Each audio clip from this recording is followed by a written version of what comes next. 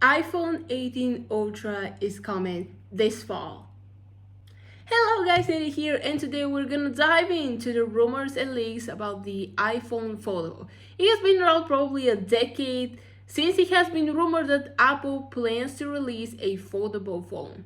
But this year, despite the others, they're becoming more and more believable that maybe we're gonna get an iPhone foldable this fall. So let's get into the video and see what we know. Some of the rumors about this iPhone are when exactly it's gonna be released, what it will be like size, and what name will it have. So let's see what we know. The foldable iPhone will be part of the fall 2026 iPhone lineup. It will be introduced alongside the iPhone 18 Pro and the iPhone 18 Pro Max in September, and it could launch in the same time frame. Some rumors suggest it will launch alongside the iPhone 18 Pro models, while others indicate it will come slightly later, perhaps in October. Due to manufacturing issues, we aren't sure what Apple plans to call the foldable iPhone, but rumors have referred to it as either the iPhone Fold or the iPhone Ultra. Since Samsung calls its smartphone the Galaxy Fold, it's unlikely Apple will actually refer to the device as the iPhone Fold. Apple decided on a book-style foldable design that wider it is tall, which will make it unique among foldable smartphones. Most foldable smartphones are taller than they are wide, but the foldable iPhone is rumored to have a 4:3 aspect ratio like an iPad. Apple designed the foldable iPhone to have the same feel as an iPad, and when unfolded, it will have an OLED display that's close to the size of an iPad mini. I always thought that if you get two iPhone Pro Maxes next to each other, like size, they kind of compare to the iPad mini. Of course, it's not the same, different ratios, but still, I have seen some pictures, and definitely it doesn't look that tall. But the idea, if the rumors are true, is to make it look more like an iPad. So now I'm very curious, what do you think? Would you get an iPhone Ultra, or you're just gonna get an iPad mini? Which one will be more convenient for you? More rumors when it comes to this phone are about what design you will have, how thick it will be, and will folded will be as thin as some other models. So the iPhone Fold will be around 5.5 inches when it's closed and 7.8 inches when it's open, making it just a bit smaller than the 8.3-inch iPad mini. It's supposedly going to be as thin as 4.5 millimeters, which would make it Apple's thinnest iPhone to date. The current thinnest iPhone is the iPhone Air at 5.6mm thick, so an iPhone that's even thinner would be an impressive feat. Apple is using a titanium chassis for durability because the foldable will be so thin, and the company spent time making a durable hinge and display that's close to crease free. Many foldables on the market have a highly visible crease in the middle, and Apple wanted to minimize the crease as much as possible. Keeping the crease almost invisible is one of the reasons why it took Apple so long to launch a folding iPhone.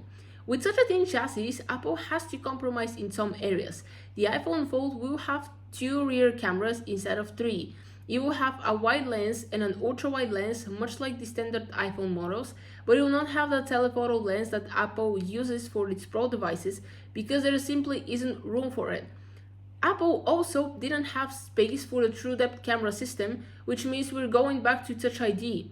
Rumors suggest the foldable iPhone will have a Touch ID power button similar to the Touch ID power button on Apple's iPads. There will be no Face ID and no facial recognition for unlocking the device.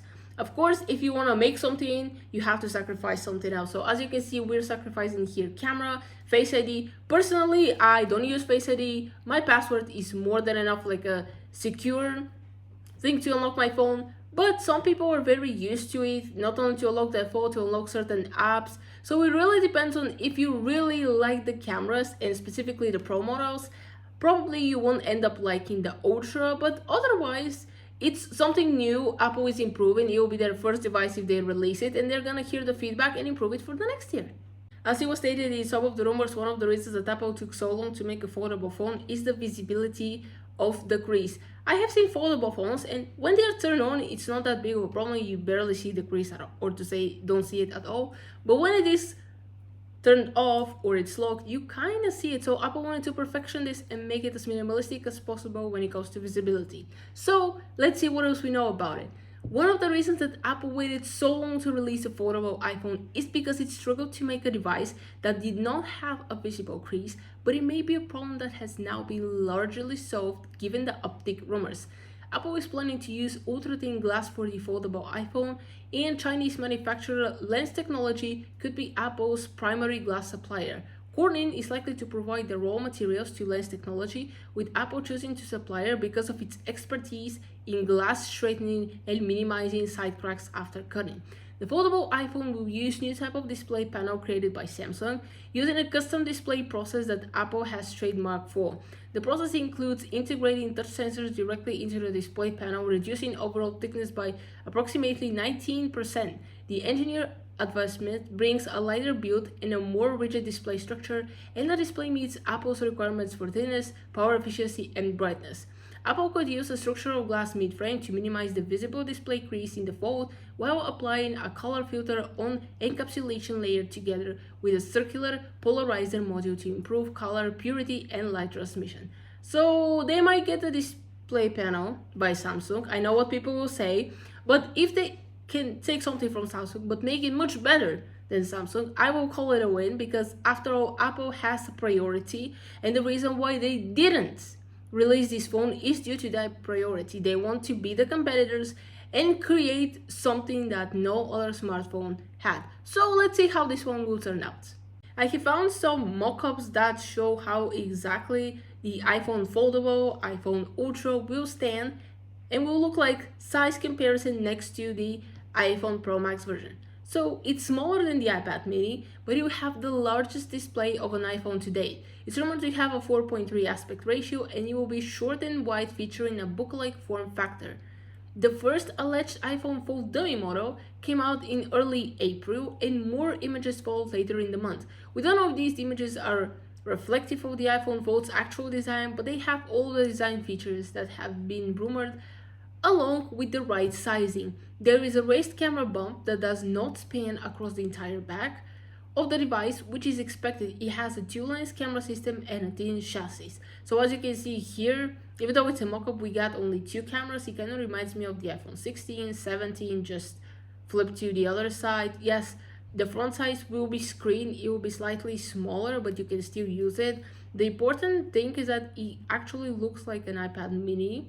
So as you can see, it's true to the rumors, to the size, that it might have a 4.3 aspect ratio. How exactly this will fit in our daily lives, and when you close it, will it be as thin as when it's open, or maybe it won't be that comfortable putting it in a pocket, on a purse, or something smaller spaces as it is expected? We're about to find out.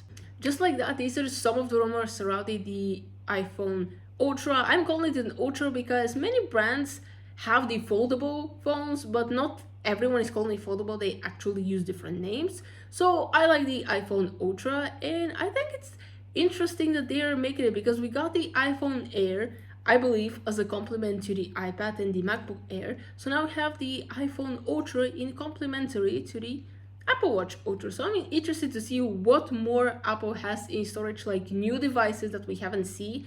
And the most important thing is, the iPhone Ultra better than the Pro Max version? We already said that there might be lack in the camera system due to the size and how this one looks and how much space it is. So for pricing, we don't know anything. I guess these things have to be discussed between Apple employees, and then they're gonna decide how much they're gonna charge, because yes, you will have the biggest screen, which also takes more money to prepare. So I believe the price will be higher when it comes to the Pro Max. But the thing is, will it be better than the Pro Max? Because some people, if they see, okay, but the iPhone Pro Max is cheaper, so I'm gonna get this and not the foldable. Why would I need it? It doesn't even have proper cameras. So this is to leave for the customers and users to decide. But that'll be the end of the video. Comment down below. Are you excited about this one? Would you purchase this out of curiosity, or will you actually use such a phone if it gets released? Or do you pass and just get one of the regular iPhones that we get every single year? But that was the video. Hope you enjoyed. Please smash that like button if you like this video, share it with friends. Don't forget to subscribe to this channel, turn on the bell so you'll be notified whenever I post new videos, and I'm gonna see you next time. Bye.